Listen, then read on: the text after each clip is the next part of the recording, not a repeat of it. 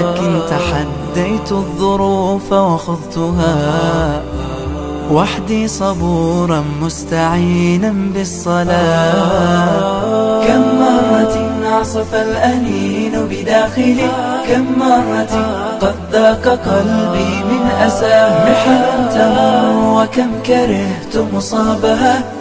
Salahuddin al-Ayyubi rahmatullah alayh dealt with an extreme issue in his time involving another Shia group or heretical Shia group, the Ismailiyun al-Batiliyun, who were the Fatimiyun. And during that time, you would see how Nuruddin Zinki, Asad-ud-Din al-Shirkuh, Salahuddin al-Ayyubi, Najmuddin, Al-Adil, and all the, the Kurdish family that took power after, but then it was the Turkic Zengids who were ultimately in control of like Mosul and certain northern parts of Iraq. So let's go into this now. As you can see on screen, we've got Nawadir al-Sultaniyya by which is the seerah of Salahuddin, written by Bahaddin ibn Shaddad or ibn Shiddad. Okay, now going into the story of when they went to Egypt, and there were certain reasons why they went to Egypt, and the plan hatched to unify Ahl Sunnati wal Jama'ah against the Fatimiyun because of the threat from the Crusaders, which was a springboard for them to potentially attack the Muslims. But Ahl Sunnati wal Jama'ah was looking at it holistically, and they hatched a very important plan. So as you can see, we've got the mentioning of the first sort of defense by his uncle Asad-ud-Din Shirkuh. And he says, وكان سبب ذلك أن الشاور ووزير المصريين. Now وزير المصريين, the intent here is meaning the Fatimi Caliphs. Okay, كان قد خرج عليه الإنسان يقال له درغام or درغام. That the reason for this is there's a man called Dirgham, okay, and he rebelled against Shawar, who was the ruler of one of the Egyptians, right? فجمله جموعا كثيرا لم يكن لهم بها قبل. That he gathered, what's he called, the people, and he wasn't able to obviously withstand that. وغلب عليه, and he took over him, and he expelled him from Cairo. وقتل ولده, he killed his son. وإستولى على المكان وولى وزارة, and he took over the place. So what happened? When he was defeated, right, and expelled, okay, he says فلما قهر الشوار وأخرج من القاهرة اشتد في طلب الشام قاصدا خدمة نور الدين بن زنكي. So when he was defeated and expelled, he was wanted to, go to Syria and meet Nuruddin Zenki to seek his support. He said فقدم نور الدين إلى أسد شيروخ, that Nuruddin basically ordered Asad-ud-Din al-Shirkuh, who was the uncle of Salahuddin al-Ayyubi rahmatullah alayh, to go to Egypt to basically perform obligations. He mentions that Asad-ud-Din was sent and Salahuddin al-Ayyubi went, and قراحة منه لذلك, but he didn't really want to go, but he went with him, Salahuddin al-Ayyubi. He mentioned وكان لوصولهم إلى مصر. So when they arrived to Egypt, right, the people started being afraid. Okay, the people started being afraid, and it mentions that وَنَصْرَ الشَّاوُورِ عَلَى خُصُومِهِ, and then Shawur defeated Dirgham, they defeated, and he was put back into power, right, and he basically affirmed his position. وَإِسْتَقَرَّ أَمْرَهُ وَشَاهِدَ الْبِلَادِ وَعَرِفَ أَحْوَالَهَا. That Shirkuh basically learnt, stayed there for a bit, right, and learnt its situation. Look at this. So there was some reconnaissance going on.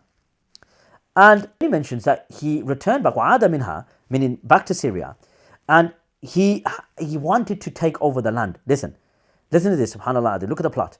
وَعَلِمَ أَنَّهَا الْبِلَادِ. Then he said, وَعَلِمَ أَنَّهَا بِلَادِ بِغَيْرِ الرِّجَالِ. And he realized that this land has no men. ذِكْرُ عَوْدَهُ إِلَى الْمِصْرِ. Then he mentions his return to Egypt to defend it the second time. وَثَبَتْ ذَلِكَ, and the reason for it, وَهِيَ مَعْرُوفٌ بِوَقَةِ الْبَابِنِ, and then the Battle of Babin happened. So Asad-ud-Din used to talk about this. I'm going to pace through it because it's quite lengthy. He used to talk about it amongst the people. And then he was basically, Shawar heard about it and he was fearing an invasion. So what does this Shawar do?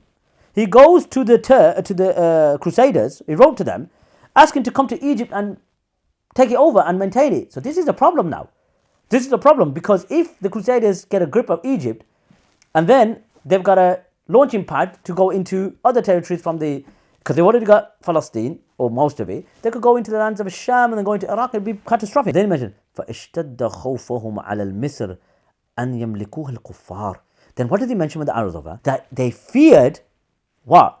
That the kuffar would take Egypt and control it. They feared it. Nuruddin, Asad-ad-Din Shirkuh, and Al-Adil, who's the brother of Salahuddin al-Ayyubi, they feared this.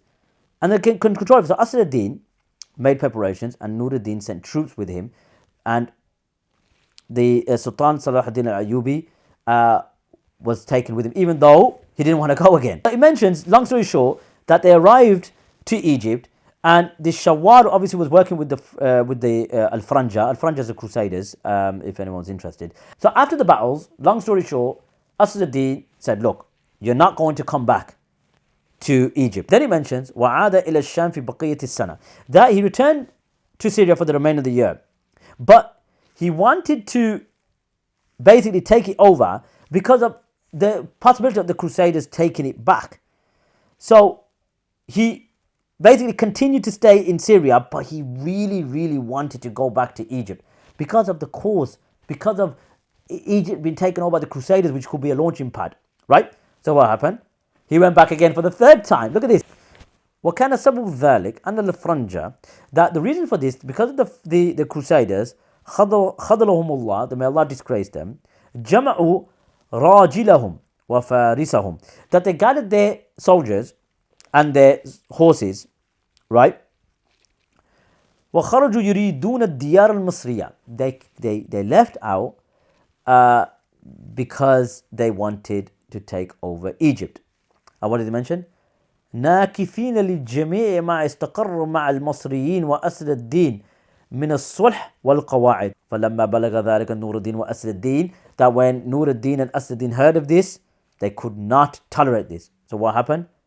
So they sent out, صارعا إلى القصد البلاد, that they set out to go and take the territory. He mentioned ولما علم الفرنج وصول أسد-ad-Din إلى مصر, that when the Crusaders heard of Asad-ad-Din's arrival to Misr with the agreement, عن اتفاق بينه وبين أهلها, that there was an agreement between the locals, meaning and the people, they left back.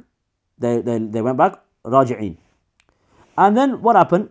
And then he mentions that he knew that the Crusaders, if they find any chance, أخذوا البلاد, they'll take the land. Then he mentions وأن الشوار يلعبوا بهم ترات, that Shawar was playing with them sometimes, وَلَلْفَرَنْجِ تَرَاتٍ أُخْرَى, and he used to play with the Crusaders as well. So he was playing a game, this Shawar. And what did he mention? Then he mentions that they follow a bid'ah which is famous. This is all about gaining power over the Fatimiyun eventually, gaining a grasp over it, as Bahadin ibn Shaddad mentions. And he knew they were playing games, etc. So, and they were upon bid'ah. So you can see there's an element of, getting Ahl Sunnah wal Jama'ah a foothold in this particular land. Imagine one time Shawwar was, riding, and he had his, leaders and stuff with him. They're playing the drums and whatnot. So in a nutshell, so a sultan here, where he mentioned إِلَّا السُّلْطَانِ بِنَفْسِهِ, this basically means the sultan is Salahuddin al-Ayyubi rahmatullah alayhi. So even though he wasn't sultan, then out of respect he was calling him the sultan. أَنَّهُ لَمَّا صَارَ إِلَيْهِمْ تَلَقَّاهُ رَاقِبًا وَصَارَ إِلَى جَانِبِهِ, that when Salahuddin al-Ayyubi rahmatullah alayhi met him while he was riding, he went by his side, he grabbed him by his collar and ordered his soldiers to take hold of him and to seize his followers. Some of them fled, and they were obviously taken. Shawwar was arrested and placed in a tent. Long story short, they executed him, and they placed Asad-ad-Din as the leader, as the wazir. So you see, they took him slowly until they executed. Bahadin ibn Shaddad mentioned on the chapter where Asad-ad-Din died, he said, وَلَقَدْ سَمِعْتُ مِنْهُمْ يَقُولُ, he said, I heard him say, وَلَمَّا يَسِّرُ اللَّهُ إِلَى الدِّيَارِ الْمَصْرِيَّةِ عَلِمْتُ أَنَّهُ أَرَادَ فَتْحَ السَّاحِلِ, that he said, when after Allah subhanahu wa ta'ala allowed me to take over Egypt, he understood that Allah subhanahu wa ta'ala had a plan to conquer the coastal region, and he planted that idea in my mind. Okay, and from that particular time, the position was established and he launched raids, etc., etc. I'm just trying to cut it short.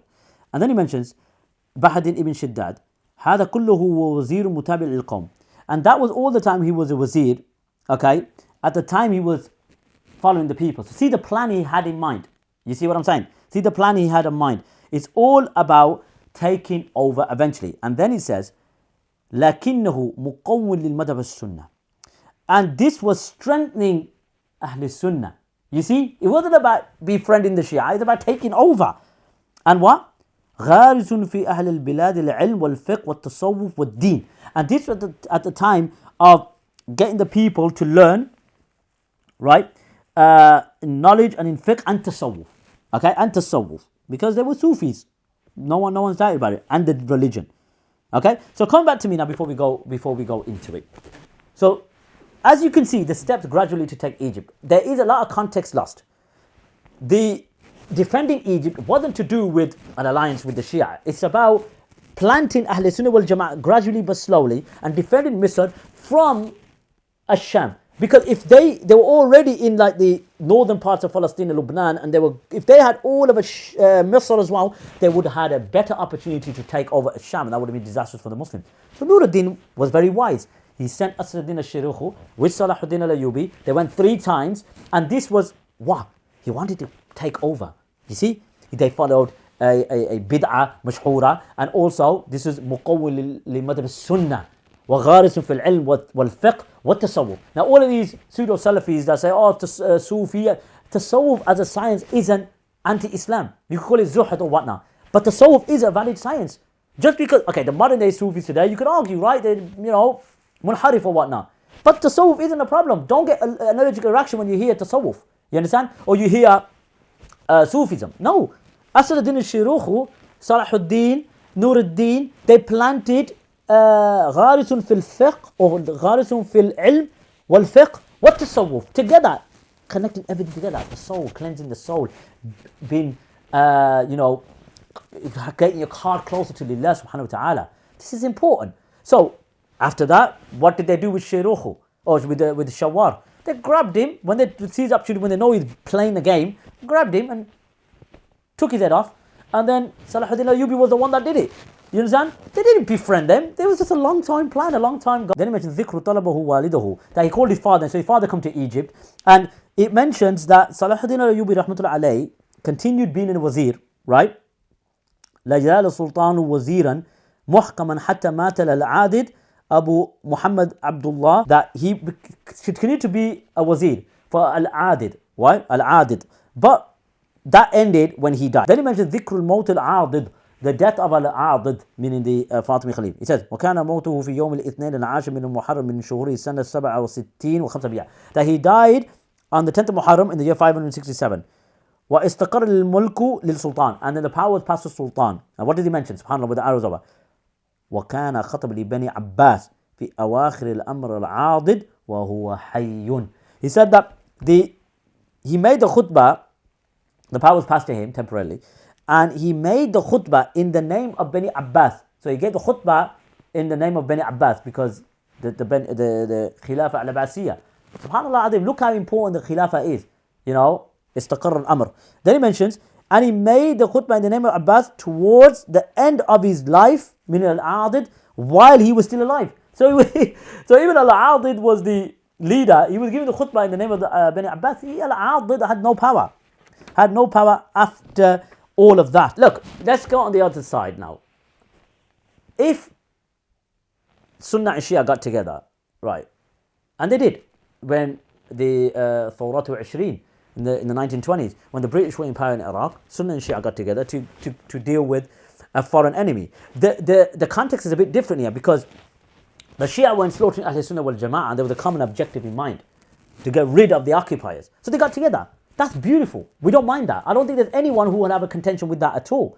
I think the issue now is that when you look at Syria and the militias that have been slaughtering Ahl Sunnah layla wa nahar, and Iraq, wa ma qabla, and what happened before, with the Iran-Iraq war when they were allied with Israel and whatnot. I'm not saying that Iraq was angelic, they were Ba'athids, no doubt about it. But if you look at the history as a whole, can Sunnah and Shia at this particular time unite for Palestine? Can Sunni and Shia unite today on a global political stage in terms of what the Rafidah have been committing for the past 2 decades against Ahl Sunnati wal Jama'ah? Just for Palestine? I don't think that's plausible. And if they do get any power over us, you see what happens. It'd be a catastrophe. So, whilst, as I said before, contextually, the Arab leaders have failed, the Palestinian cause. So those in Palestine, if they look for support from Huna wal Hunak, they know their reality.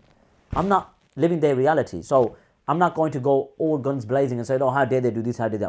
I might disagree with it, but I wouldn't be extreme in my opposition against their policies and against their approach and against their political endeavors. I don't think any brother that has a view that Iran really supports Ahl Sunnati wal Jama'ah and really defends Ahl Sunnati wal Jama'ah, yes, they might support it here and there. I'm not saying it's they don't do it. I'm not involved in politics, I don't know. But just for argument's sake, they do. Khalas, it's not a big deal. It's not a big deal if they do. I'm just saying, in an ideal world, if they do unite in some capacity or in some scope, then it's not like it's the end of the world, but you have to look at it holistically, contextualize the reality on the ground. If what we see today, in terms of how Iran is behaving with Ahl Sunnah wal Jama'ah, then no, of course not. Of course not. Not at all. And what Bashar al-Assad, the Alawiyin, the Iraniyun, and the Rus, what they've done in 13 years in Syria is not in comparison with what the Zionists have done in the last 11 years. So no, look at it intellectually rather than emotively. So, take care of yourselves. Until the next video, sallallahu ala nabiyyina Muhammad. ليس الغريب غريب الشام واليمن إن الغريب غريب اللحد والكفن إن الغريب له حق لغربته على المقيمين في الأوطان والسكن سفر بعيد وزاد لن يبلغني وقوتي ضعفت والموت يطلبني ما أحلم الله عني حيث أمهلني وقد تماديت في ذنبي ويسترني تمر ساعة